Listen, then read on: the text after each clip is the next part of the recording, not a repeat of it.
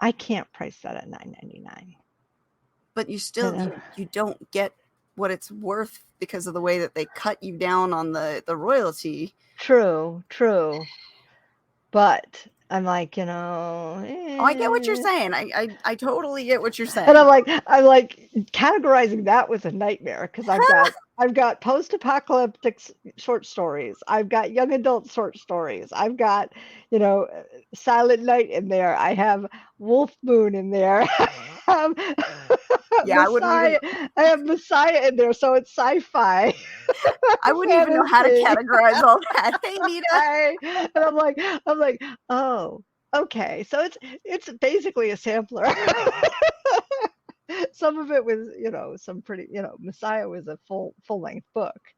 On those, like, can you? I know there was some categories like short reads under 30 minutes, short reads under 90 minutes. Can you categorize?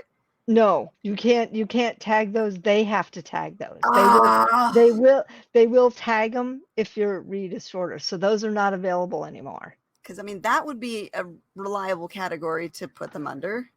Yeah, but it's not really that because the whole book is, you've got as I said, all of those in the one book because it's a pretty cover. Hello. Oh, we got Anita's doing the category. That's what I'll be doing after I get off the show tonight. Is I got to finish categorizing because when did this come out? Because I just saw it. We were notified in some of the groups. I think it was last weekend. Okay, so this is still new. I'm not that far behind. It's very new. It could have even been Friday. Okay. Maybe it was June 1st, which was Thursday. Sorry. Because I'm like, what day is it? What day is it? It could have been a rollout. Mashups. Is that a category you can use? No, I don't think it is. I don't think it is. But yeah, it's I've done all 83 of my books. Oh my God. My titles. 83 titles, and each title at least has a paperback. Oh my God. Yes, I think 4 of them or 5 of them do not. So, and then a bunch of them have hardcovers as well. So I've been in busy categorization hell since I think it was Tuesday or Wednesday that I decided to take this on. Because I'm like, oh my God, do I really have to do this? And the thing is, you really don't. That's the key. Which somebody said you don't, they'll keep the category or the top 3 categories you have now. So you don't really have to do this. However, there are many more subcategories available to us now. So, before you were sort of limited in what you could categorize things. Hello. So, now anything you can search on, on that menu, that Kindle menu, is a category in there. Okay. You just have to find it. Which is a challenge in itself. Fairy tales was easy on ebooks, but it sucked on paperbacks. Because on paperbacks it wasn't in the same place. It was under literature and fiction, and then there's a mythology and folklore there, and that's where fairy tales are. So you really got to go hunting for it. Yeah, and in the paperback side, in the ebook side, it was under the romance, one of the romance subcategories, which was great because that's where I wanted it, or fantasy subcategories. I forget which one. I don't know. I was going in and out of everything trying to find it. and you can't combine young adult and adult categories if you choose young adult. You can't combine them. Period. That's going to be interesting. Oh, yeah. Anita says Publisher Rocket helps. Oh, good. I have Publisher Rocket. I will be using that. Yes. Yeah. Being seconds late. That's it, Regine. You can't be here. You're late. We haven't even done the intro yet. You're good. That's okay. Speaking of that, go ahead. Speaking Go of ahead. that, welcome to another episode of Spilling Ink. It's been a couple of weeks. Yes, As it you know, has. we are the show that takes you behind the book to meet the authors and professionals in the publishing industry. And if you can't tell, we're talking categories today since Amazon's just rolled that out. And Jane's already experimented in category hell. I will be doing it later. Sounds like so much fun, Jane. Yes, yes. Well, on a side note, I have a working fridge for everybody who's been out here. 6 weeks, yay! Finally. So, I can put ice cream in there now. Yay! Is it a fantasy or romance? Same difference. Yeah, well, there's romantic fantasy too.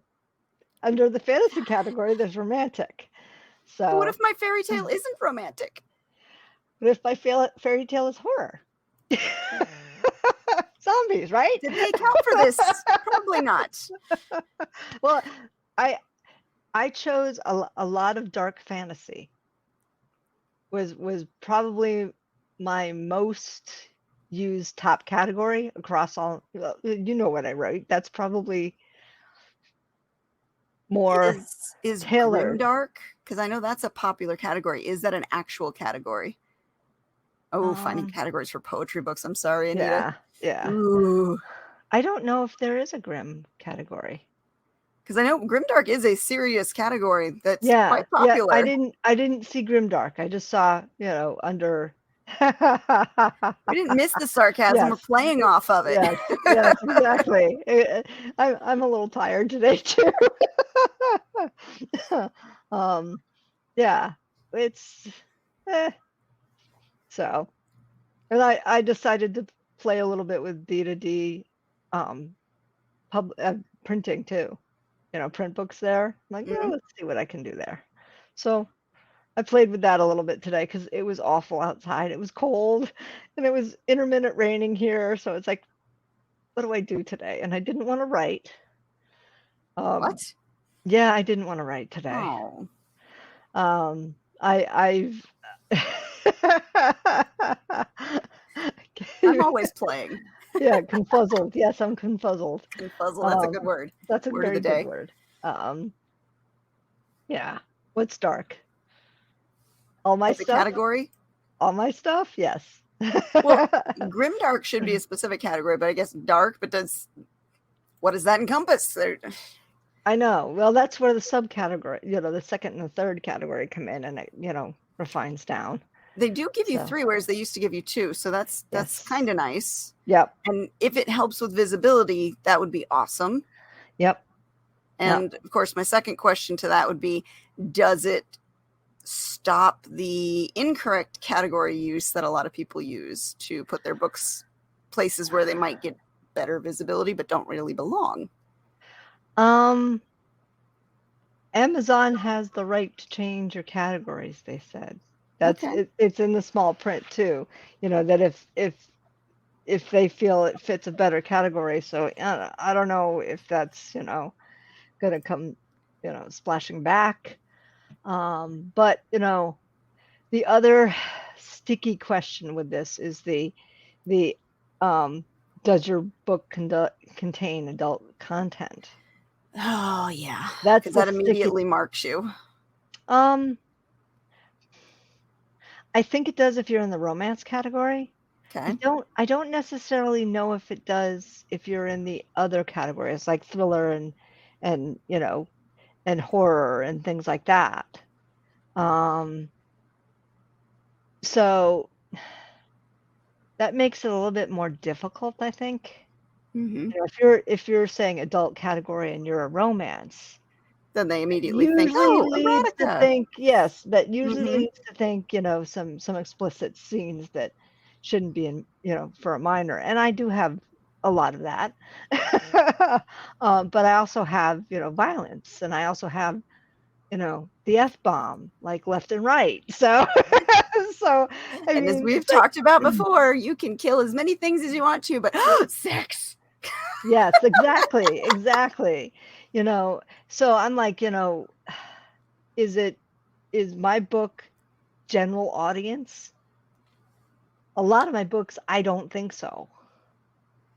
I think it's I would rather have an 18 or above reading it because, I follow the Rebecca Jonesy method. Just say no unless it's like really explicit, because I don't want to limit myself or have Amazon think to limit me for whatever reason.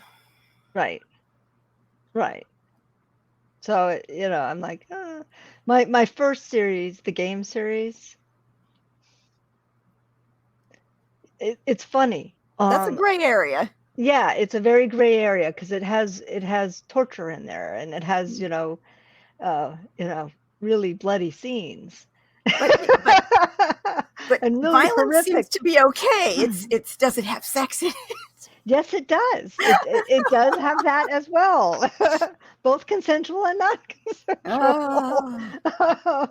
consensual. So, but as somebody who read it last summer said, it wasn't that explicit.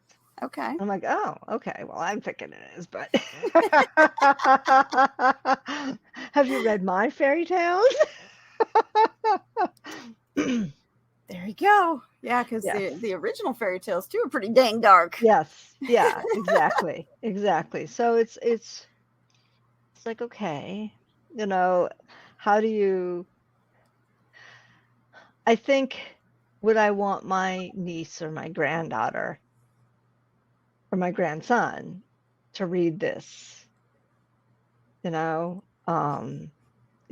Ashes. Yes, we all fall down.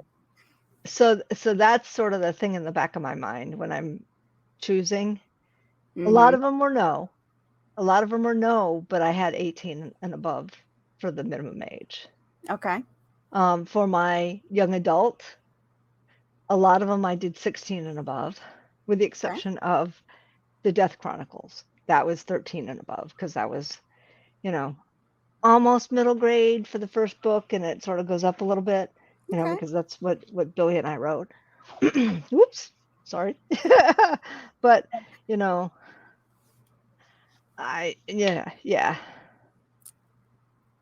Yeah, that's going to be fun to go through and categorize and select stuff.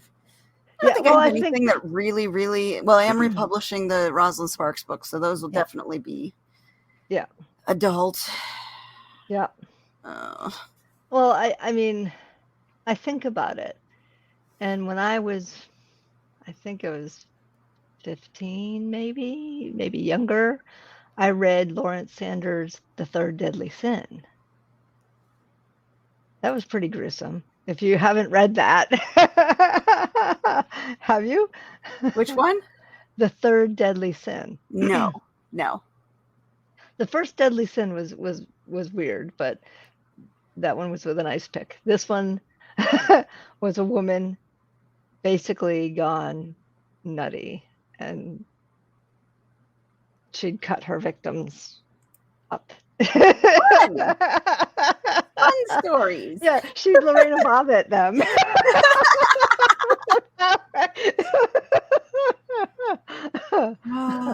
To Rebecca's comment, what I want to name my kiddos to read, that's going to be so individual to each author, because everybody's level of what they think is okay is going to be different. I mean, I didn't even want my mom. Well, I didn't want my mom to read survival games. My dad was fine, but my mom, no, she's just too prim and proper. Yes, there's some adults we don't even want reading our stuff. It's just fine. Yeah. And Darren read a little bit of that, but outside of that, he's read most of my other stuff, except for some of the later stuff. He's been sort of, if he's read it, he hasn't mentioned anything to me.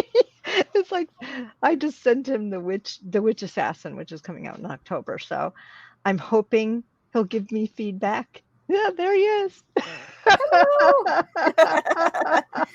Oh, good butt shot. There we go. Yes, good butt shot.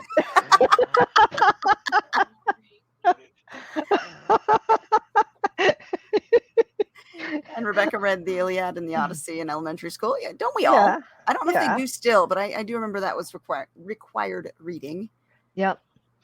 Yeah, I mean, I try to think of all. Well, the first Deadly Sin and the third Deadly Sin were on the shelves of my father, so I was reading all of those books, and and I was reading Anne Rice at a young age. That was one of my first. Yes. I wasn't reading her Sleeping Beauty series at that Right. age.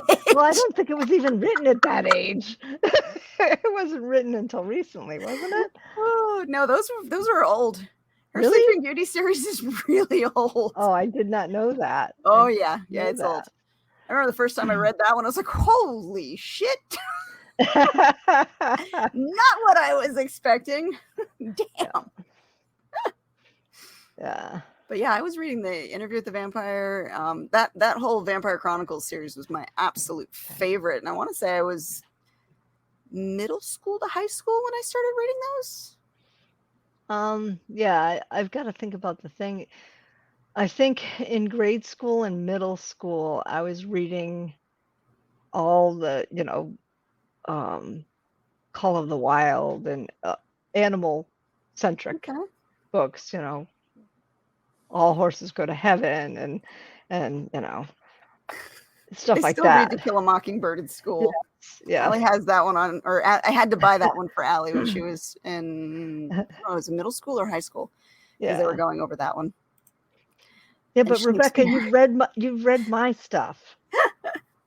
Yeah.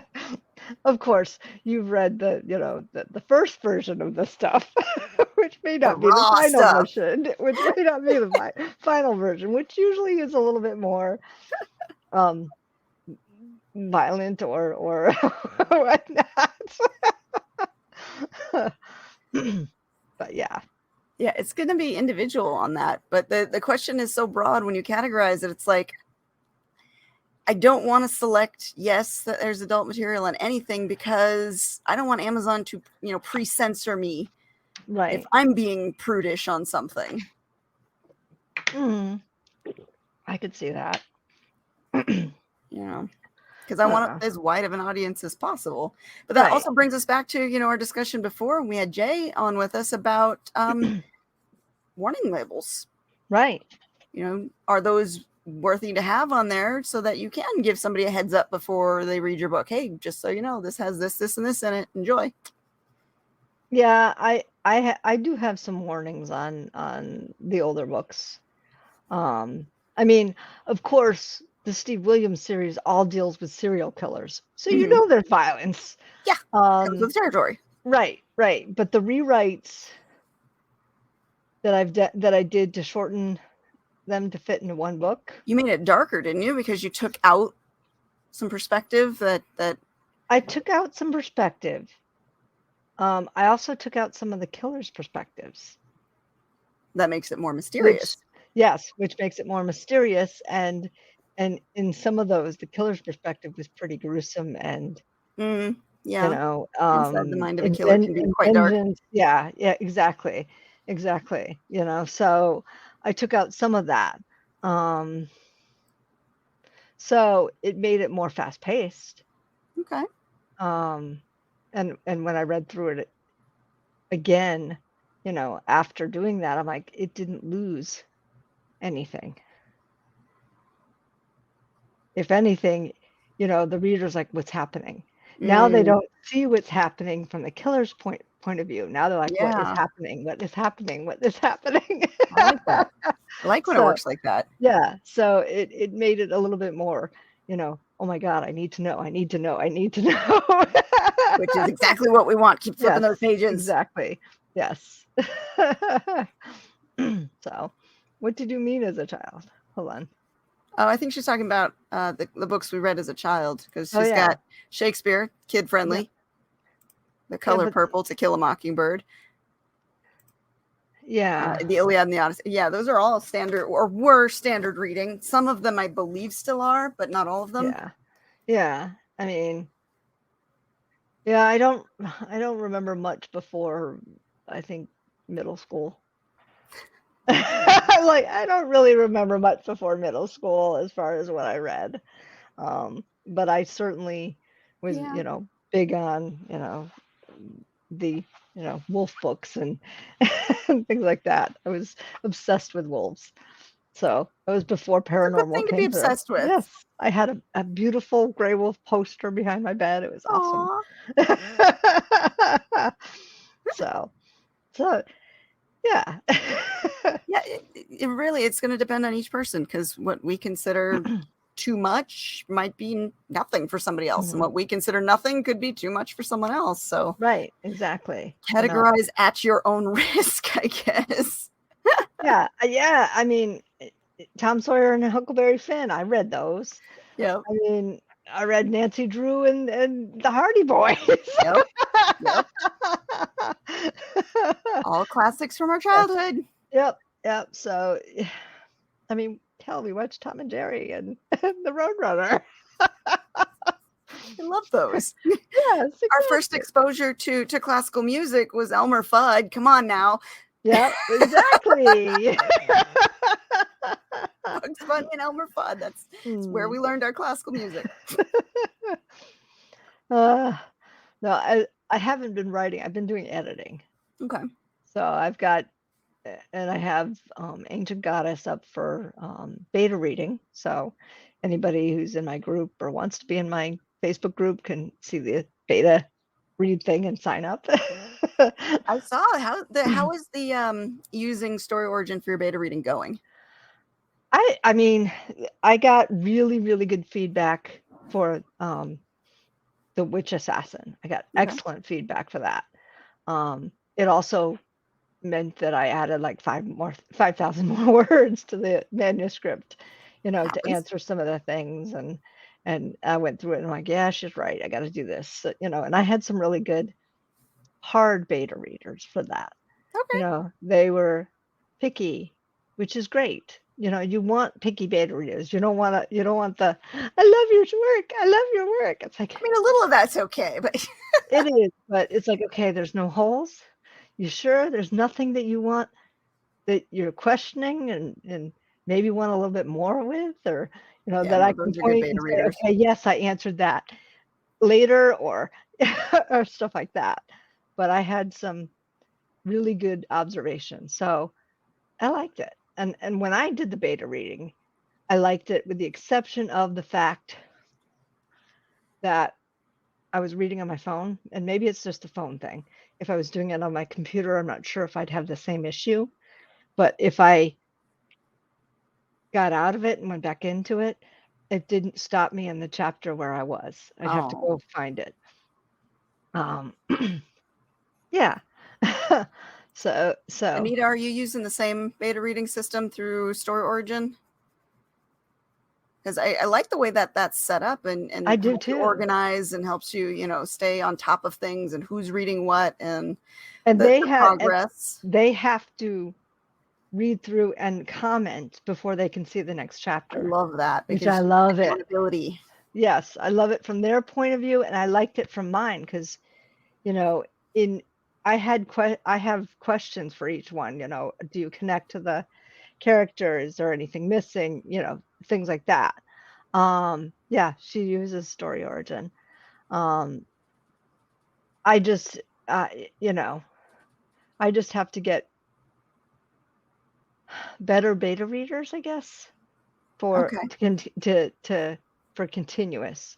The one that gave me the best stuff, we did a beta swap. Okay.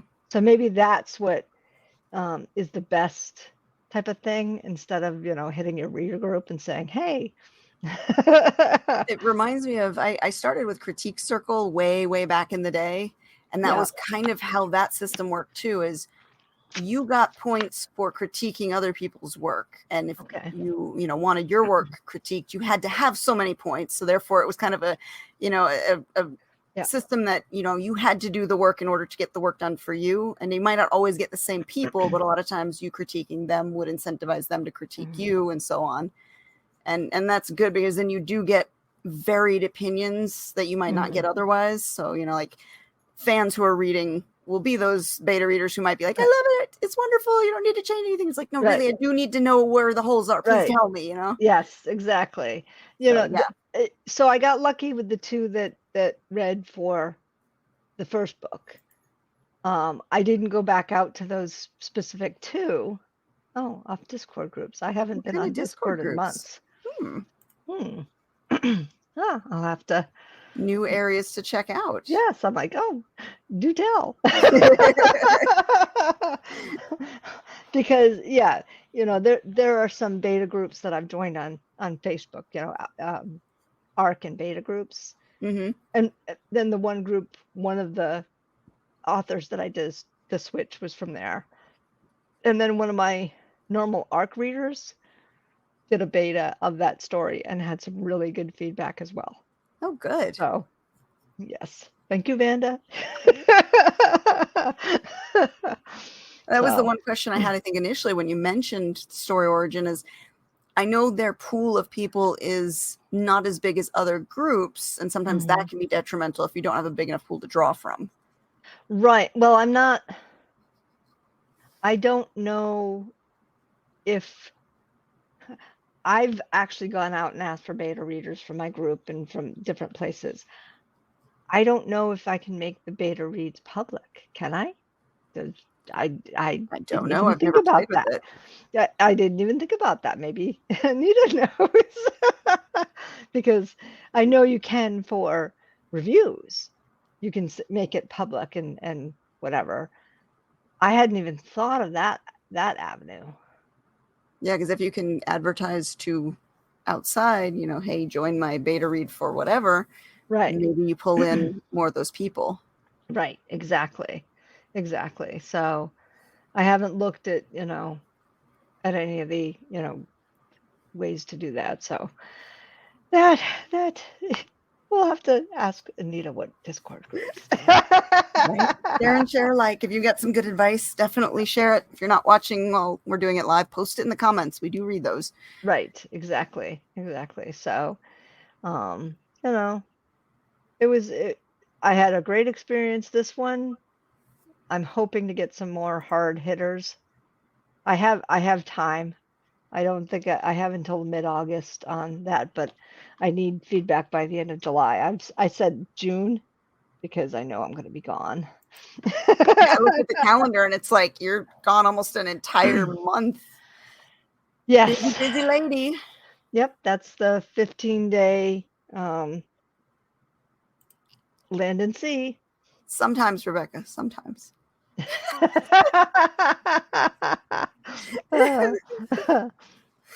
Anita doesn't know if you can make them public. But Evan might have a tutorial somewhere. Yeah, he's usually pretty good about the tutorials. Yeah, he really is. Yeah.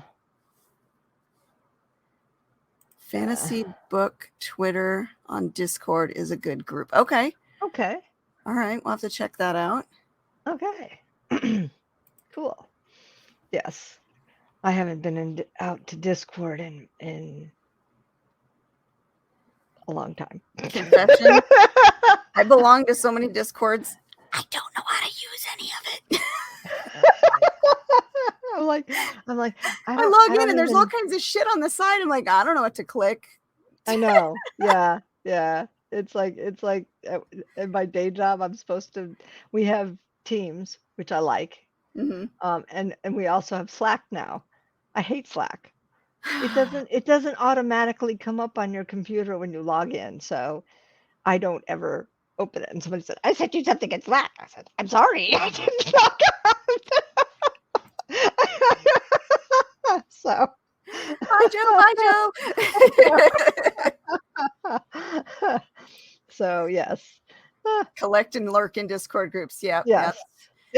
I'm going to claim that instead of I don't know what I'm doing. Because I swear I belong in so many Discords. I think initially the reason why I went out to Discord was because some of the cover artists went out there. Mm-hmm. I think so. I don't know. It's been forever. I know one of the AI art, like one of the very popular ones is on Discord, and I joined that just so I could see the different art being created. But again, I never did anything more than just kind of click around and look at stuff. So Anita, we cannot with ours because we have single sign-on through some Octa chiclet shit. Oh, sorry. I would love it to have it that way, but they said no, we have to go through single sign-on, so you have to do it. I'm like, oh my God. You gave us this tool that's wonderful, and now you're telling us we have to use this shitty tool. Right? We're all Here's just something great. Let's make it complicated. Yes, yes. Teams works beautifully. I can even copy messages that are, in the meetings, but you can't do that on Zoom, which goes with Slack. Yeah.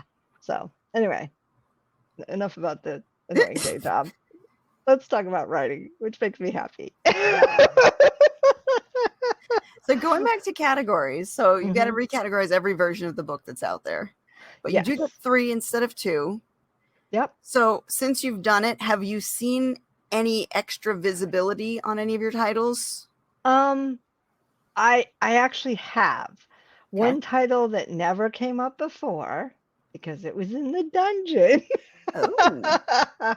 Now is visible when you Google when you type in J.E. Taylor. Okay. Because before it never came up. And I was like, "Ooh, look at that. It's up." So that's a positive. Yes, that's a very positive. Okay. Even though one of the categories is erotic horror. Ugh. That's okay. That's a third category. That's not the first category. So, Okay. Maybe that's why. Yeah. So. But it's more visible. So that's a start, because that's always been the problem too, is the books that disappear off into the dungeon for whatever reason. It seemed like there was no way to ever get them back out. Right. Even if you used to search for survival games, which is the book that had issues, it took a while to find it before. Now I see it. I'm like, oh, good. And the series has 4 books in it, not 3. So maybe this will help stop Amazon from hiding stuff. I've noticed Amazon's search lately has been really bad too. It's been wonky. In general. Yes, it's very like you wonky. Search for something very specific and it pulls up lots of other associated things, but not even the thing you asked for. Right. Is it lots of sponsored things? Yeah. So maybe I have to go back and tweak my ads, because my ads were in some cases category specific. Oh shit. Just made more work for yourself. 430 ads. Oh, I'm gonna cry. That's too I'm much. gonna go drinking. Pass the tequila. It's drinks with authors time. Yeah, I didn't even that just connected. That just clicked. Damn. That's a lot of work though. And perhaps that's possibly why I've seen some stagnation in sales as well, especially if I'm, flagging the wrong category. Yeah. But who knows? I'll have to go in and play with those as well. But if you do retool it and you do see that the visibility is working and the ads are picking it up a little more, then the sales hopefully will follow, and it'll become a more self-fulfilling system instead of a constant struggle to figure out what to do, what works, what doesn't. Right. Exactly. I was talking with another author this last weekend at Comicon, and they were saying the same thing about the ads. It's like driving them crazy trying to figure out what works, what doesn't. And when something works one day and doesn't work the next, it's like, why does it have to be this complicated? Well, I noticed on Facebook ads, I used to just have, the blurb and stuff, and that was it. I started to do excerpts in those ads. Oh. When I started doing that, I saw a pickup. I mean, this month things have been weird. It really has been in June. But when I did that, I started getting more clicks and more click-throughs. Interesting. So I was like, yeah. I'm Speaking seeing more. Of weird, yeah. I know I mentioned this pre-show, but even at Comicon, the books that sold for me were weird. It wasn't what I expected to sell. Like normally at a Comicon. Yeah. Exactly. Okay. We're at a sci-fi fantasy show, right? So I bring the Little Werewolf series, which generally sells really well. I bring the Agents of Asset series, which generally sells really well. this year I brought back the Immortalis series, which is a little more on the romancy side, but it's still, it's fantasy, vampire fantasy. I brought the adult werewolf trio, which is they're more traditional romance style books. And then I brought our co-written series. I didn't get to bring the Chronicles with me because I didn't finish the recover in time. So I had those with me. Typically, it's the Little Werewolf and the Asset series that go without really having to do much pushing at all. Yep. People were walking up, zeroing in on the romances. Those sold without even having to try. And only then when those sold were people willing to look elsewhere. I don't think I sold one copy of, in the actual cover, because they did have the bargain bin with the old cover, the Little Werewolf. I don't think I sold a single copy of the Little Werewolf series at all that weekend. Now, in the bargain bin, because I have the old covers at like Kindle prices, basically, people would pick up and get those. And again, those were more of the romance styled cover. It was blowing my mind that things that typically people are like, oh yeah, nope. They didn't want anything to do with it. They wanted the romances. It was crazy.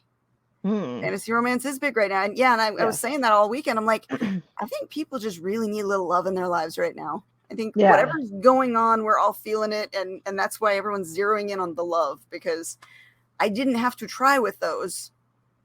They just sold. And then only after they were off the table were people looking at other stuff. Yes. Okay. Yeah. And you said dragon books were. Well, dragons always sell. Yes, and that's what draws people to our booth. Jenna has her dragon books, but her banners are unbranded. They're just really cool looking dragons. And they're like 7 feet tall. So when she puts them up, we flank our booth with them. People see the dragons from far away, and that's what they come towards. Yep. They're like, ooh, dragons. Yes. Yep. Okay. Yep. I got my wolf on the side, which some people react to, but it's mostly her dragons. And then once we get them there, we have fantasy of all flavors, because we're the League of Fantasy Authors. So whichever authors join us for, that convention, it's whatever books they bring. So we had Michael with us. He had some fantasy, some romance, mostly sci-fi on his side. I had, my variety. And then Jenna had her 2 different series. One is more, the dragons everyone wants. And then the more romantic side. She wasn't even selling the more romantic side, though, which is funny. With her, it was her dragon series that was going to match the banners. But for me, I couldn't, it was just really weirding me out that the books that normally sell weren't selling. That is. This is not right. Something's wrong here. Who broke the matrix? I still had a good time, though. I mean, we've gone so many years that there are people who know us. They've bought books in the previous years. So it's like they come up, we catch up. If there's a new book, they grab it. But there's a lot of just, catching up with old friends, kind of a vibe. So it was fun, but it was just, why are these books selling and not the others? I just don't get it. Somebody broke the matrix, I'm telling you. Yeah, it feels, the whole month of June has felt. Since March, it has been. Yes, weird. May and June was our challenging, with everything, and just, broken people. We are broken. The couch was delayed. The fridge was broken. The roof needed repaired. And there was one other thing. I can't remember the other one, but yeah, we're just down to the roof. So, fingers crossed we get that taken care of. No more problems. Yes. And then we're like, until the next thing. No, don't say it. Don't say it. Well, Murphy's Law is always in effect. Come on. I know. We've had health issues, and between the 2 of us, and my father-in-law got a tick, and he got he's been on like 3 different antibiotics, and they finally got it control. But he's 87. Can't win lately. Yeah. So it's just like. Anybody else out there watching? Have you guys had just everything is Murphy's Law since at least March. At least Yes. March. It's well, when you told us we were in, we're in the eclipse, Darren goes, "Are we out of the eclipse yet? It looks like we're out of the eclipse yet." Yeah, well, get ready because we got a Venus retrograde starting soon. Like, God damn it! Stop it! Yeah. Stop it with the astrology. I don't even want to look anymore. There's so much crap going on. Yes. Well, what does Venus retrograde mean again? So Venus is our values. Okay. Oh, so my values go to hell in a handbasket. It's a revision. It shows you what needs to be revised. You fucking shit up. Okay. Venus just entered Leo, which is where it's going to retrograde. So Venus is not leaving Leo until September. Okay. So it's going to go all the way through, and then it's going to go all the way back, and then it's going to go all the way through, because that's what the retrograde cycle looks like. And yeah, it's a revision of our value system, and whatever house Leo is in for you, your values regarding that house. So for me, Leo is my 10th house. Career. Yay! Yeah. Hell. Okay. For you, I want to say Leo's your first house, so it's a very personal revision. And if I remember, you and Darren are on opposites, so for him it might be his relationship house. So, and when I say relationships, not always marriage, it's the relationships you have with others, business dealings, contracts, and what have you. So yeah, have fun with that. Yeah. Yes, I see see many challenges coming in the short term for various reasons that we won't. But yeah. Oh, good. Regine's having good stuff. Yay for him. Good. I like hearing happy news right now. Yes. What Redbubble? What are we arguing with Amazon for? What's a Redbubble thing? Redbubble's where she posts all of her designs. Oh. Yeah. She's got some awesome designs. Okay. So what's going on with you, Anita? What are your troubles with Amazon? There's always something with Amazon. Yes. Yeah. I'm waiting to hear on one of my books, because I had to send so I did all those 80, like 160, whatever the number was, unfathomable. Yeah.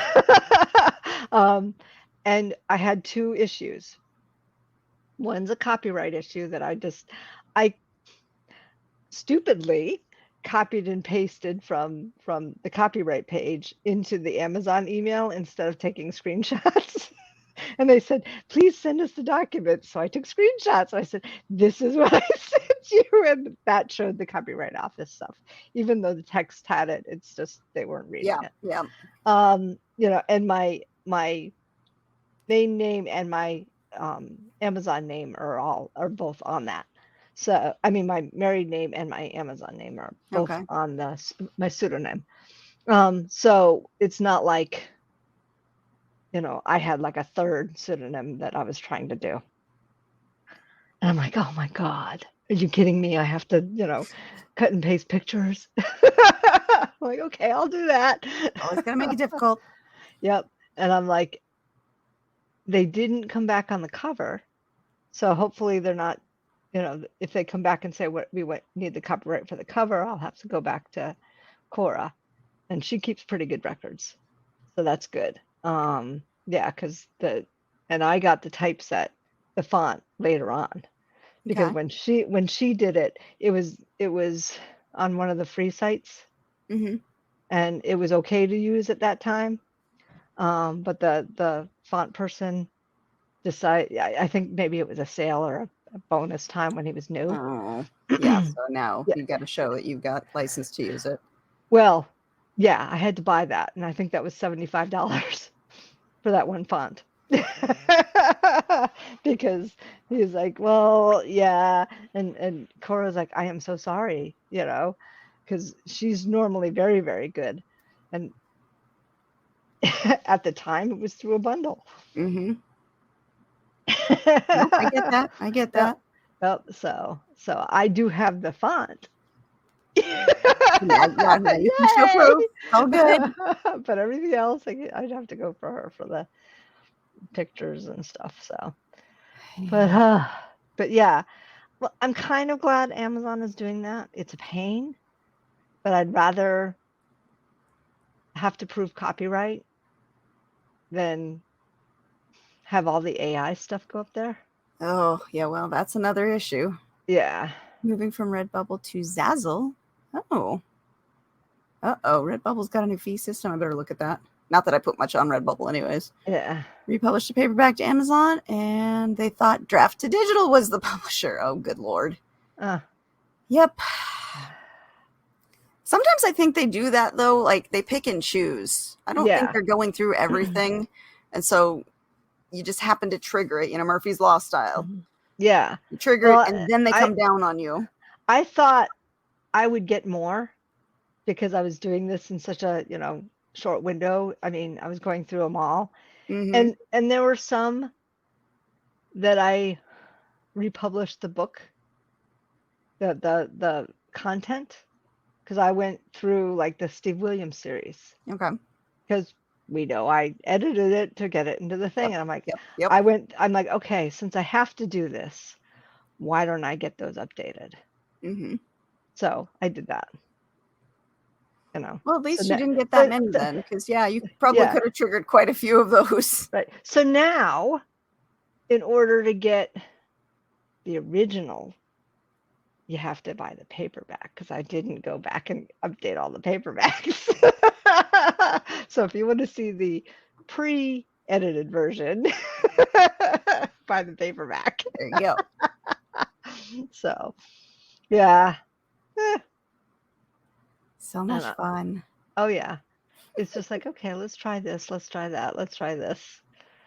All the different, because I publish paperbacks on Amazon and Barnes & Noble directly. I'm like, I don't know where where does D2D publish? Pretty Amazon? Much everywhere.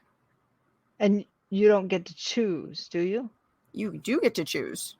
Is that what's in the... Yeah, you select where you want it to go. For paperback, and I know for ebook distribution. Yeah, they do have selection, so you can pick and choose some of the distribution channels. Okay, because I wouldn't want it to go to Amazon or Barnes & Noble, because it already goes. So I'll have to look at that, because But their sizes are slightly different on Draft to Digital too, which I did not like. 6x9. So, you should be safe on 6x9. They still have the 6x9. She says not with paperback. I thought they did allow with paperbacks. So it's just a blanket on that one. I thought it was, you still had the option. All right. Okay. Well, I have 2 paperbacks that are coming out through there that aren't anywhere else. Shades of Night and Season of the Dragon. So I'm like, okay, let's try this. Let's play.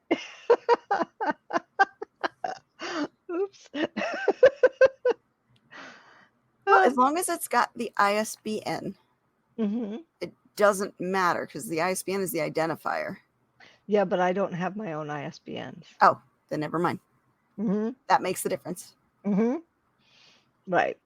So, well, yeah, because I don't have those in paperback. Those 2 in paperback anywhere. Okay. The sets, because it's hardcover and ebook for the sets. Yeah. On Amazon. Then you have to go through wherever you publish them. If you use the free ISBN, you're stuck with that publisher. Yeah. Or that printer. So I'm like, well, maybe I'll do that over here. Because I'm like, I don't have those in paperback on Amazon. Now, speaking of printers and distributors, that Ingram now has free creation. They no longer charge the initial, I think it's $25 or $49 if you do the ebook and print together, or whatever it is. Yeah. That's a big deal.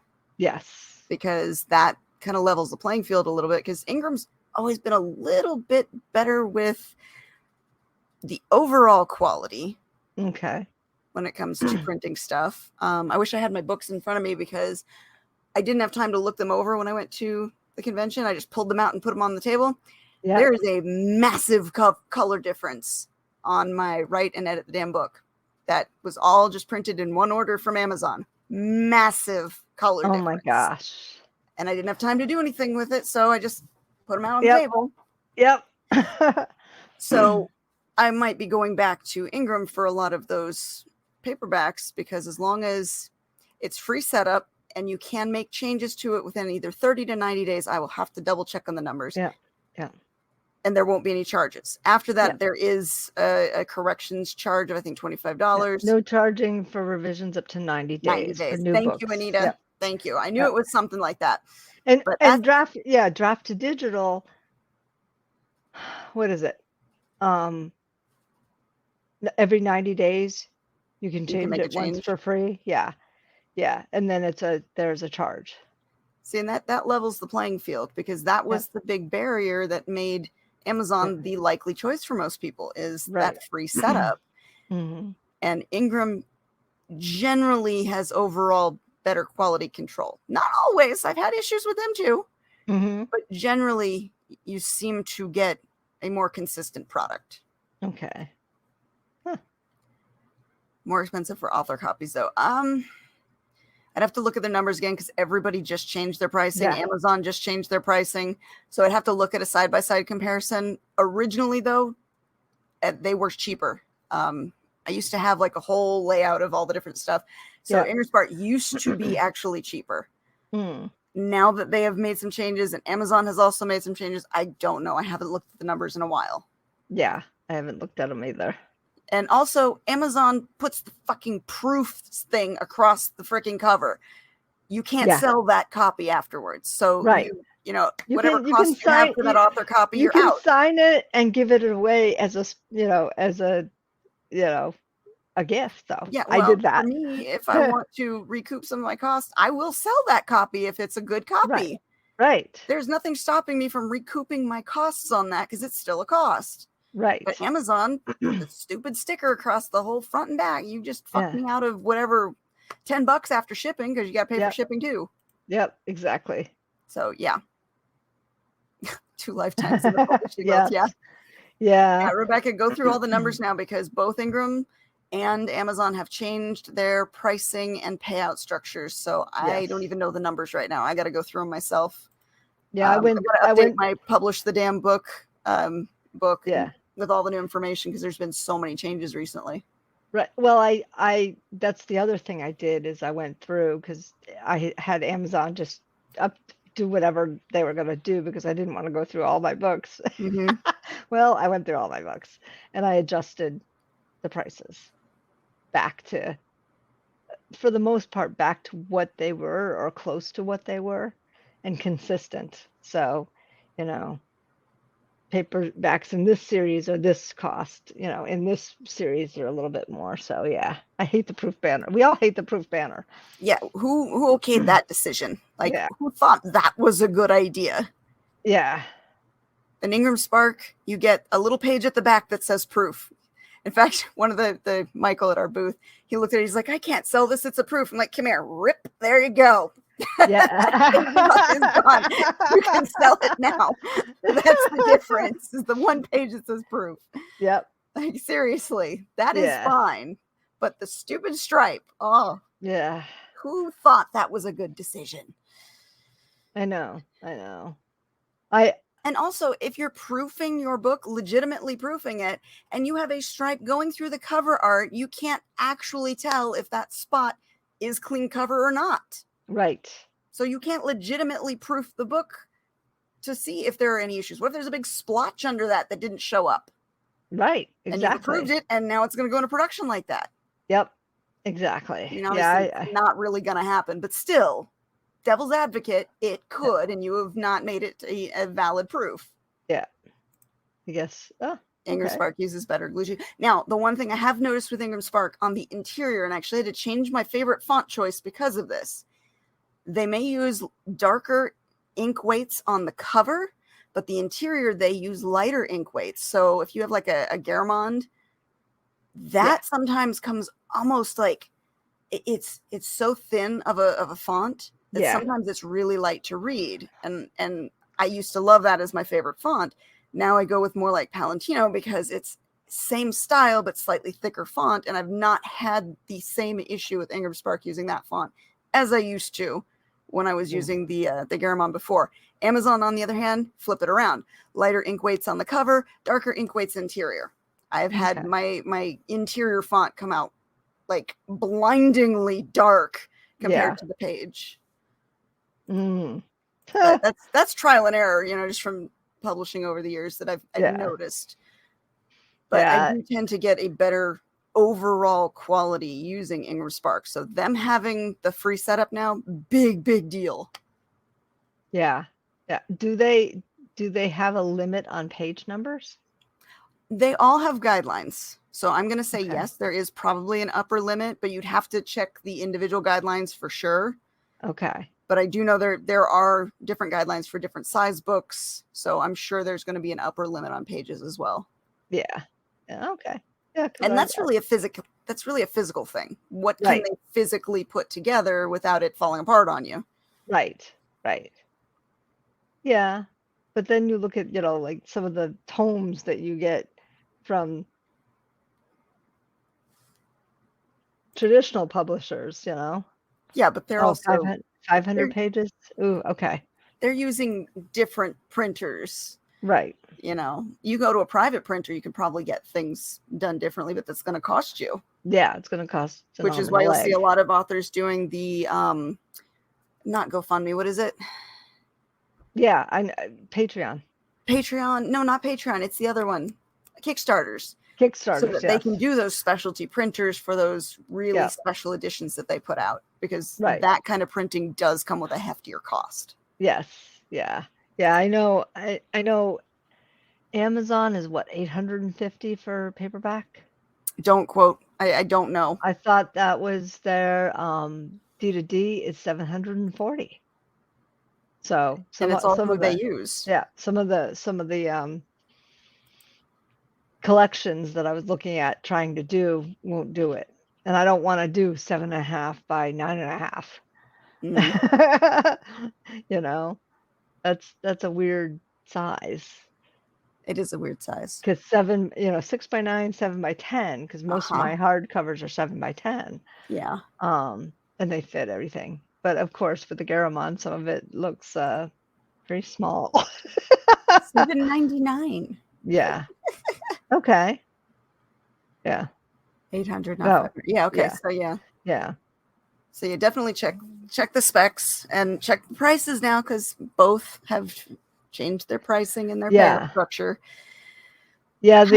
Both of the books that I did today, when they came out, when the suggested price came up, I was like, holy shit. On D2D, it was much more than what Amazon had. So Oof. I had to, pare it down a little bit. Who wants to pay $35 for a paperback? Yeah. Especially when the hardcover is $35, $34.99. Yeah. It's a little hard to justify at that point. Yeah. So I dropped it down to $29.99, but still, that was like, that's kind of. But it's 3 books in one and 4 books in another. So. Yeah, what you're getting is worthwhile, but it's the sticker shock that gets people. Yeah, exactly. So I'm like, okay, I just put those 2 books out there just to see what happens with that avenue. But looking at the prices there, I'm like, I'm not going to go through the rest of my stuff and do all the 6 by 9 paperbacks. Not if they're coming up at $30 a pop. Yeah. It just doesn't make sense. Because even on Amazon now, I think everything is still $19.99 and below for paperbacks. Which is good. But it's, still. Yeah, it's got to be reasonable. It's got to be something you'll actually earn something from to make it worthwhile. And right, exactly, because there is a floor that you can't, if you want expanded distribution, you can't go under. So it's like, would it be worth it just to have it sell strictly on Amazon then? Possibly, because there is a big difference.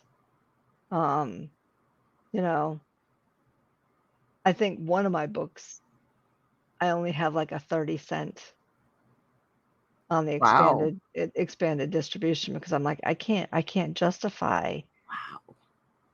the price above. And most of the time I don't have it on expanded, but that one I did, it was one of the older ones, when we were with Create Space, so some of Mm, that stuff came over. And I'm yep. like, yeah, no, I can't charge more than this for this book. It's a delicate So, balancing yeah. act to try and make it affordable, make it something that you actually earn something back on, Hmm. and keep it out of the sticker shock range. Yeah, and I want to give my audience a choice, the ebook, the paperback, some Mm-hmm. hardcovers, and I do have some hardcovers, not a ton, but they're the collections, and some of them are poems. um, the audiobooks, I'm still doing audiobooks, so Mm-hmm. um, I have 14 left in production right Oh my now. God. Oh my God. Yes.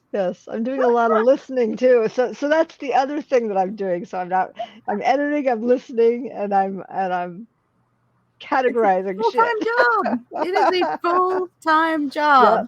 Yep. Yeah. On Oh. top of the full-time job that I have. All right. Well, we'll have to let you get back at it because we're at the hour. So Oh, I just saw that. Oh wow. yeah. I can go out to the fire if it's still going. There you go. Have a margarita or Yes. something out there. Yes. And then get back to work. I will at some point. I say that because that's exactly what I'm going to be doing. I got to go through and fix my categories and all that stuff tonight too. It's once you get the hang of it, it's easy. Just remember, if you choose young adult, You got to the stick with young teen adults. and young adult, Yep. you gotta stick with that underneath with all three, because I got dinged a couple times for that. So Amen, yes, Regine. Writing the words is the easy yes, part. Selling the books sucks. yes. Buy our books. We love you. That's how we go out. All right, everybody, buy our books. We'll see you next time. Bye.